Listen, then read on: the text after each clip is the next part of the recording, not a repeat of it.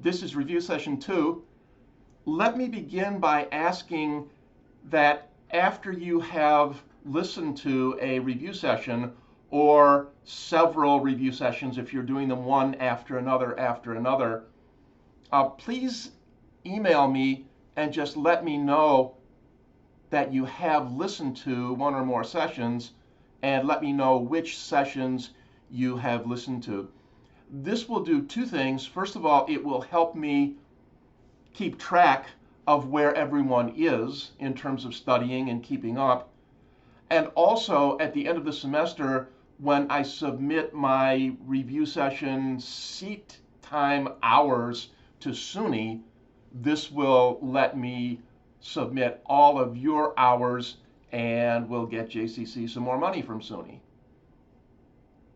Do feel free also to listen to the review sessions, to use the review session recordings, whether you're signed up for review session or not. And even if you're not signed up, again, after you've listened to one or more sessions, please let me know.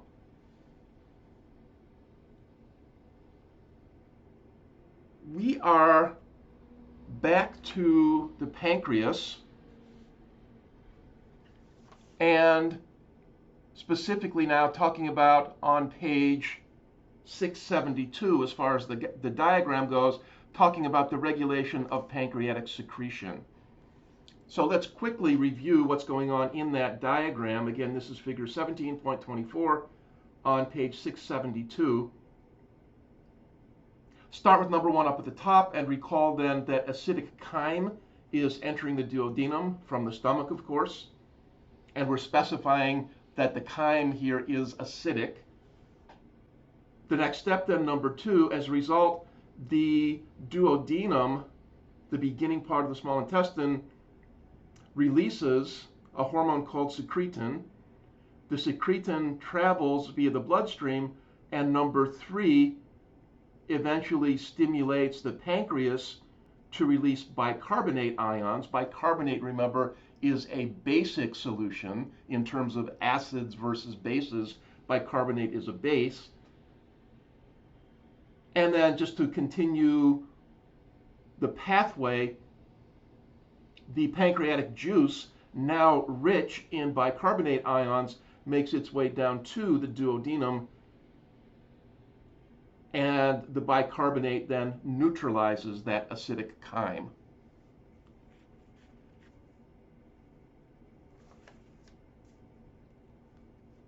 We talk next about what happens when the chyme entering the duodenum is not just acidic, doesn't just contain acid from the stomach, but what if that chyme also contains various proteins? And in this case, recall there's no diagram showing this, but we can use figure 17.24 again. And so now take a look at 17.24, number 1 up at the top, where it says acidic chyme enters the duodenum. Instead, just kind of mentally, or jot down if you want to, substitute chyme containing nutrients enters the duodenum. In this case, number 2 then, what's being released from the intestine, from the duodenum, is not secretin, but rather a different digestive hormone called cholecystokinin, or CCK. You'll recall, by the way, this is now the second time that we're encountering CCK. We talked about it last time in terms of CCK inhibiting gastric movement, inhibiting gastric motility. And now we're saying that CCK also, when it reaches the pancreas rather than the stomach, CCK has the action of stimulating the secretion of pancreatic juice, rich now in digestive enzymes. And then just follow that pathway. So number 4 now, this pancreatic juice, now rich in digestive enzymes, makes its way to the duodenum and is available to digest proteins and fats and other nutrient molecules.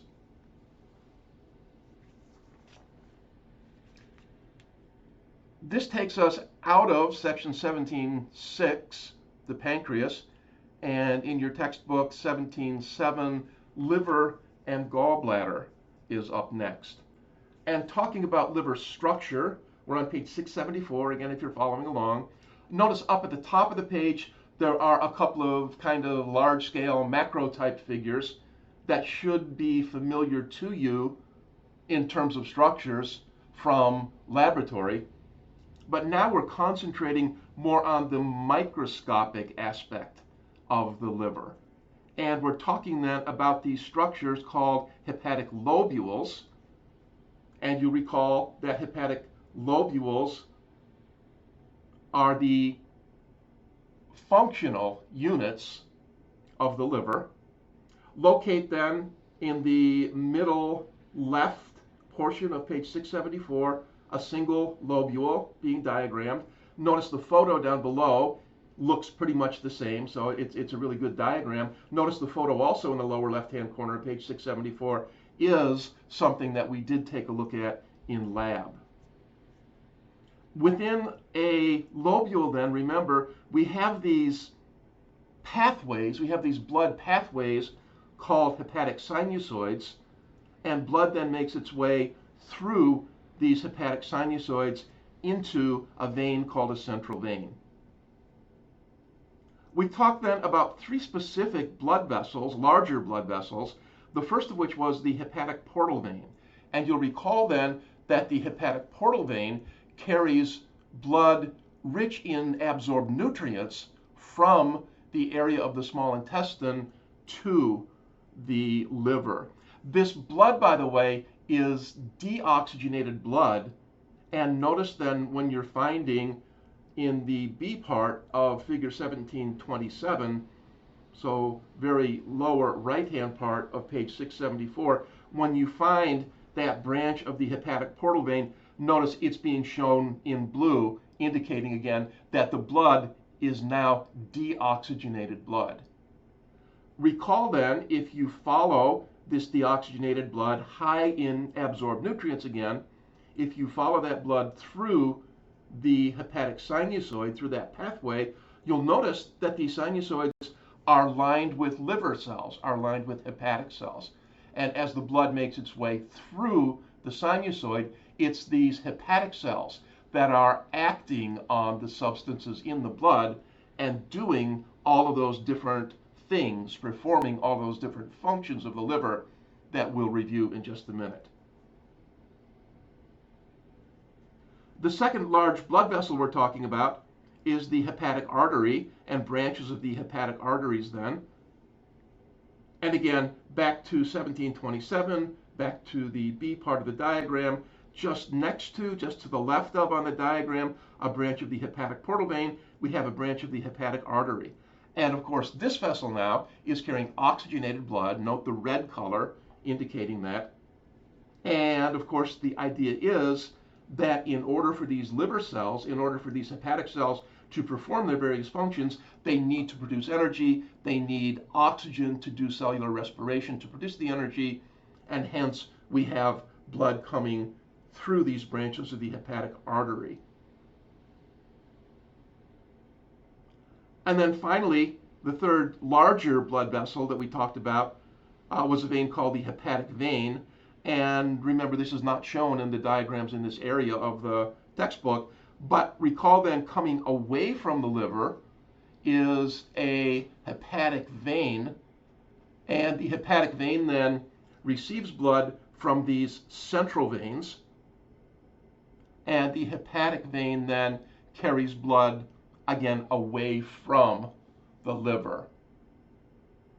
And of course, this deoxygenated blood, now that nutrients have been absorbed, now that other kinds of things have been done to this blood, this deoxygenated blood now eventually is going to make its way back into the rest of the large circulatory system within the body. So you don't need to jot this down, but just picture what's going on here. So the central vein emptying into the hepatic vein emptying into the inferior vena cava, the deoxygenated blood going to the heart, and then following those circuits of the circulation that you guys learned in A&P 1.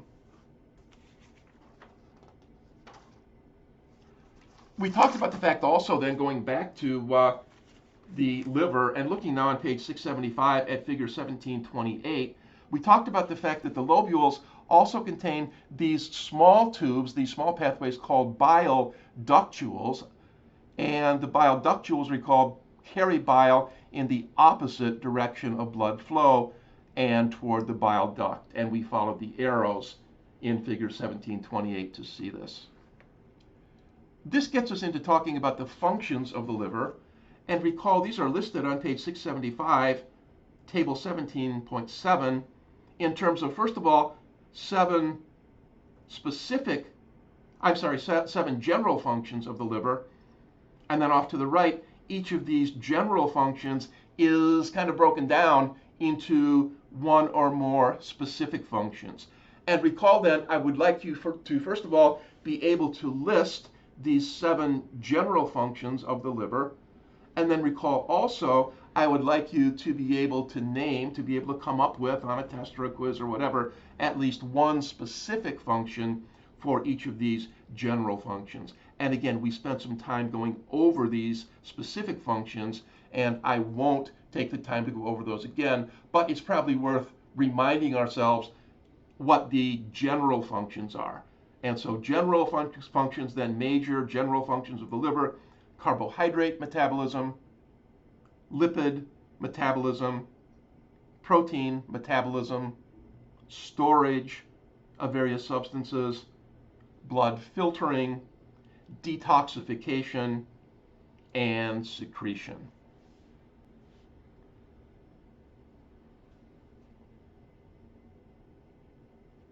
From here,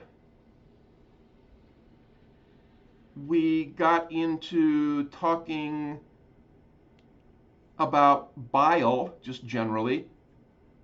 And remember, the liver is producing bile and secreting bile.